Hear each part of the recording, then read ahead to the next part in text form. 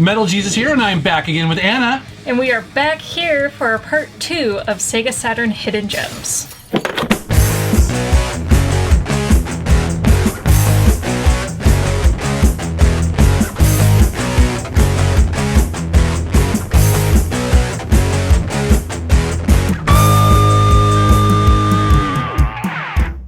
Alright, let's start off with the Alien Trilogy. Now this, we played this over here, and it has a bit of a doomy feel to it. Yeah, and definitely. It has an awesome industrial soundtrack to it. That's right. It is fantastic, and you get to shoot aliens, and if you're like me, get a little scared, don't know where they're going to come from, but yeah, it gets difficult. It gets a little mazy, you know, but it's a fun first-person shooter. You get to shoot some aliens and watch out for poison.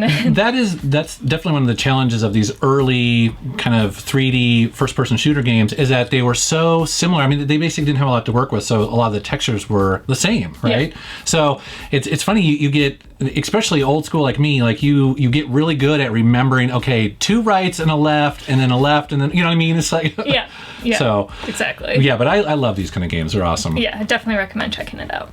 And then next up here, we have Policenauts. Now, is this the Japanese version? It is the Japanese version, and unfortunately a US version did not come out because I really want one.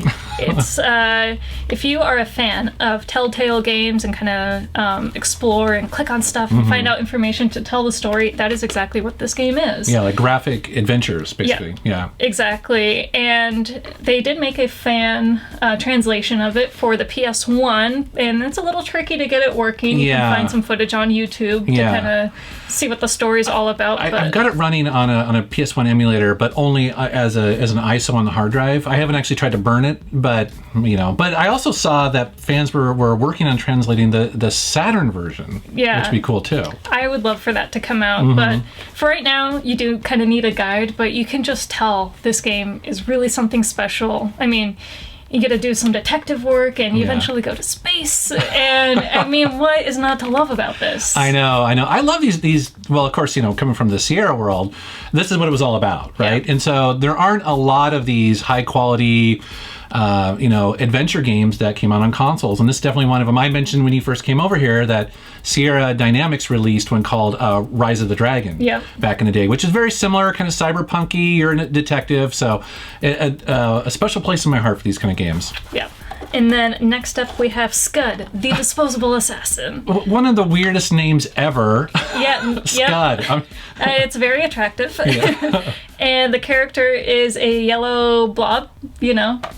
It gets better and better, huh? It gets really good. But this game is actually really fun. You can play it with a controller, or you can play it with a light gun. Oh, okay, I've heard of this game. Yep, and you just go around shooting stuff.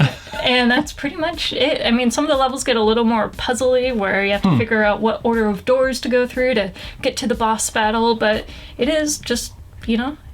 On the back of it, it says, "This game rocks." It does. Does it really say that? This game rocks. You know, I feel like was this some sort of mascot, or was it a comic book, or... It feels like it could be a comic book character. I don't think it is, but I can't say for sure. Yeah, interesting. Huh, cool. Yeah. All right, so next up here, we have Princess Crown. And this game, I mean... This also needs an English translation. It might have come out in Europe. There might be a PAL version of it. But this is an RPG, and it has a female character, which is awesome, that you play as with purple, which I am all about. Yes, you are. Yep. And the graphics are so awesome, and then the battle system is great. You get you'll see the footage for it. It's really good. That's cool. And so this is obviously a Japanese import. It is another Japanese import. How did you... Oh, so it's an Atlas game. So did you just see this and go, Atlas, I must own it, or did you hear about it? Or? I heard about it. It appears on a lot of people's list for import games, and this is another game that I can tell I'm going to be sinking a lot of hours into it. I've already played a few hours of it, and I want to keep playing it. Huh. Wow, cool. Cool. And then we got a quirky one. I have the Japanese version of Burning Rangers, so I don't have the US translation of it, but yeah, so tell me about this, because you played it more than I have.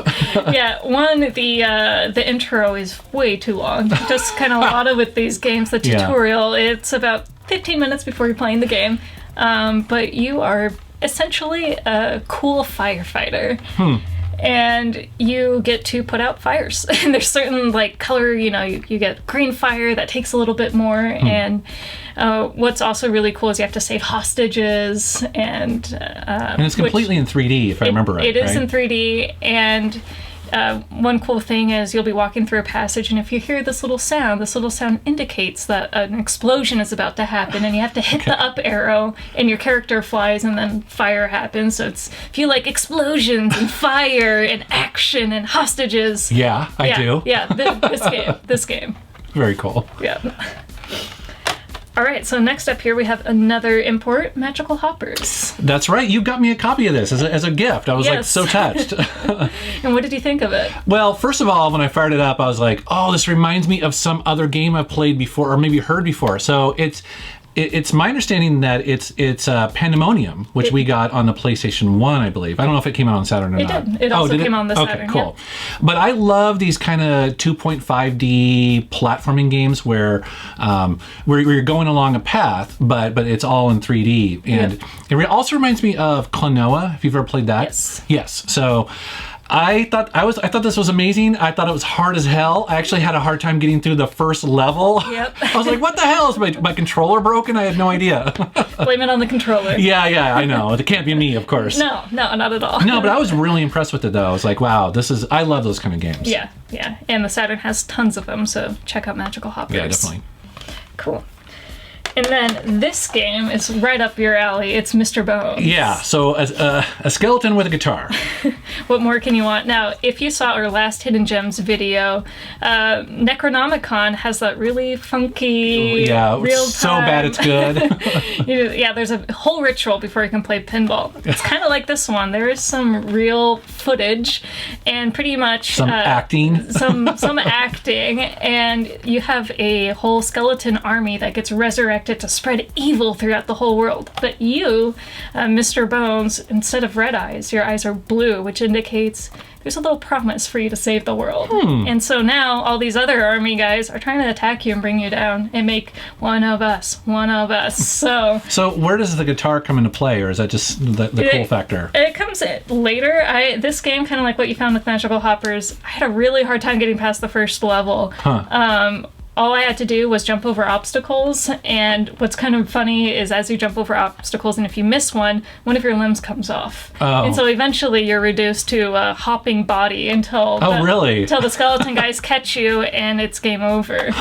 So this game is definitely quirky. It kind of has that metal edge to it. It's definitely worth checking out. That sounds like my kind of game. Yeah. Totally your game. All right, and next up we have Twinkle Star Sprites, which is a very fun Japanese import name. Fantastic cover. Yes, and what this is it's kind of like a shmup puzzle game. It's split screen, so you're either playing against the computer or a friend, and just like a shmup, you're disposing of anything coming down on your screen.